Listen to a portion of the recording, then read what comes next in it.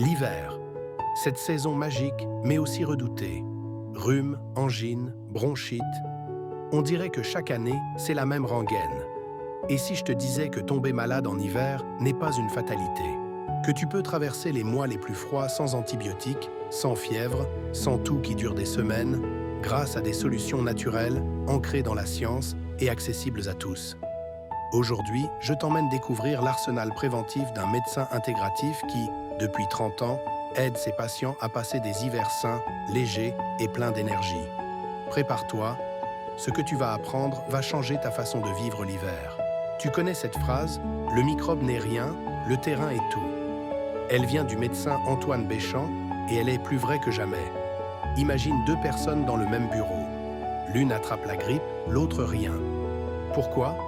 Parce que ton système immunitaire dépend de ton mode de vie, pas seulement des virus qui circulent. Sache que la prévention, c'est 90% du combat.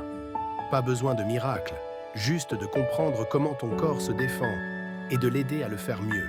Tout commence souvent par un simple rhume, un virus qui s'invite dans ton nez et enflamme les muqueuses. Résultat, le nez coule, gratte, se bouche. Et souvent, tu te dis « ce n'est rien, cela va passer ». Mais il faut apprendre à lire les signes. Si le nez coule clair et liquide, c'est un rhume viral banal.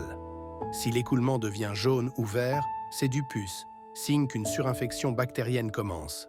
S'il est blanc et collant, c'est plutôt allergique. Et s'il y a un peu de sang, c'est simplement une muqueuse irritée. En soi, un rhume guérit tout seul. Mais chez les personnes fragiles, il peut vite se transformer en sinusite ou en angine. Ensuite, il y a la gorge qui gratte, qui brûle, qui pique à chaque déglutition. C'est l'angine ou la pharyngite. L'angine touche les amygdales. La pharyngite, elle, concerne l'arrière de la gorge. La plupart sont virales et passent en quelques jours. Mais certaines, causées par un streptocoque, sont d'origine bactérienne et peuvent être graves. Une angine mal soignée peut, dans de rares cas, provoquer des complications au cœur ou aux articulations. Heureusement, un test rapide permet aujourd'hui de faire la différence. Et surtout, il faut comprendre que les antibiotiques ne servent à rien contre les virus. Les sinusites, quant à elles, sont souvent la suite logique d'un rhume mal évacué. Les sinus, ce sont ces cavités situées dans le visage. Quand elles se bouchent, le mucus reste coincé. Et les bactéries s'en donnent à cœur joie. Douleur dans les pommettes, pression au niveau du front, mouchage épais, parfois malodorant. Les signes sont parlants. Et si tu ne réagis pas rapidement, la sinusite peut devenir chronique. Alors mieux vaut agir dès les premiers symptômes avec des solutions naturelles pour libérer les voies respiratoires. Autre grand classique de l'hiver, les otites. L'otite externe, la plus simple, touche le conduit auditif. Elle démange, elle pique un peu, mais elle reste souvent virale. L'otite moyenne, elle, est plus douloureuse. C'est une infection derrière le tympan, souvent bactérienne. Chez les enfants, elles reviennent souvent à cause des végétations qui bloquent la trompe d'Eustache. Parfois, un petit tube appelé yo-yo est posé pour évacuer le liquide et éviter les récidives. Et puis, il y a la bronchite, celle qui fait tousser jour et nuit avec cette sensation de brûlure dans la poitrine. La bronchite aiguë est une infection des bronches. Elle peut être virale ou bactérienne. Si les crachats sont clairs et liquides, c'est viral. Mais si les crachats sont jaunes ou verts, c'est bactérien. Et s'ils sont blancs et épais, c'est souvent allergique. Une bronchite virale guérit souvent d'elle-même. Mais chez les personnes fragiles, elle peut dégénérer en pneumonie. Dès qu'il y a fièvre, essoufflement ou douleur thoracique, il faut impérativement consulter votre médecin sans attendre. Dès qu'il y a fièvre, essoufflement ou douleur thoracique, il faut consulter le médecin sans attendre.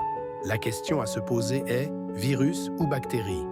La grande erreur de l'hiver, c'est de tout traiter avec des antibiotiques. Pourtant, la majorité de ces infections sont virales. Comme le rappelait le docteur Antoine Béchamp, le microbe n'est rien, le terrain est tout. Ce n'est pas le virus qui fait la maladie, c'est la faiblesse du corps qui le laisse s'installer.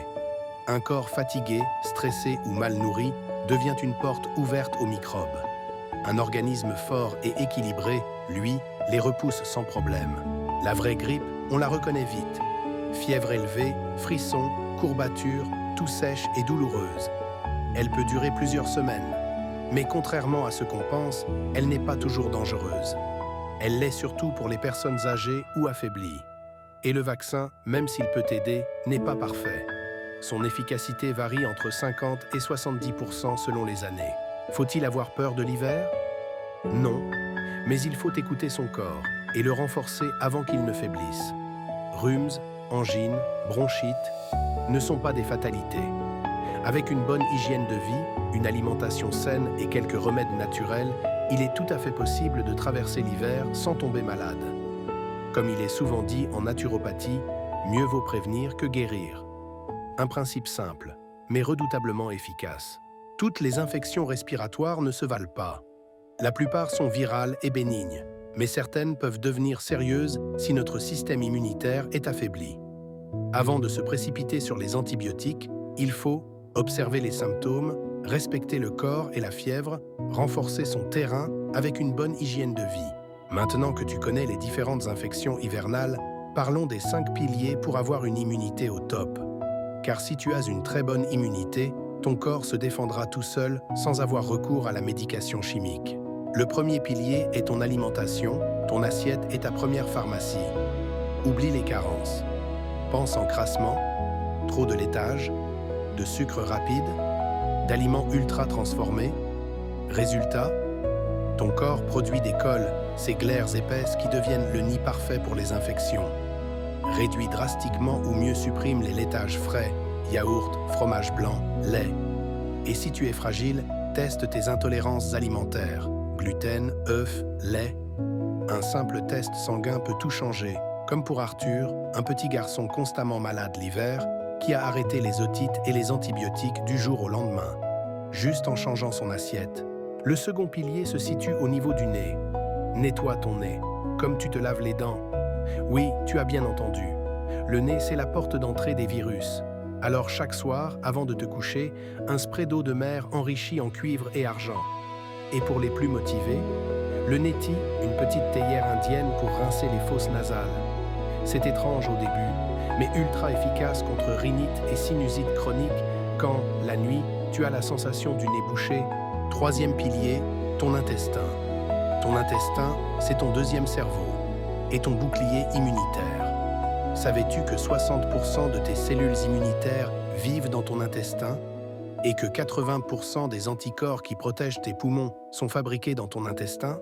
Cela veut dire que si tu as une bonne flore intestinale, tu as une bonne immunité. Pour améliorer ta flore intestinale, tu peux suivre ce protocole simple. Les jours pairs. Tu prends des probiotiques, minimum 5 à 10 milliards de bactéries, et les jours impairs, tu prends de la chlorophylle magnésienne contre les levures et les dysbioses. C'est simple, mais très efficace. Quatrième pilier, les nutriments indispensables et souvent oubliés. Comme la vitamine D, ton allié numéro 1. Sans soleil, tu en manques. Demande à ton médecin de te faire doser et n'hésite pas à te supplémenter. Le zinc, c'est un antiviral naturel, surtout contre les coronavirus.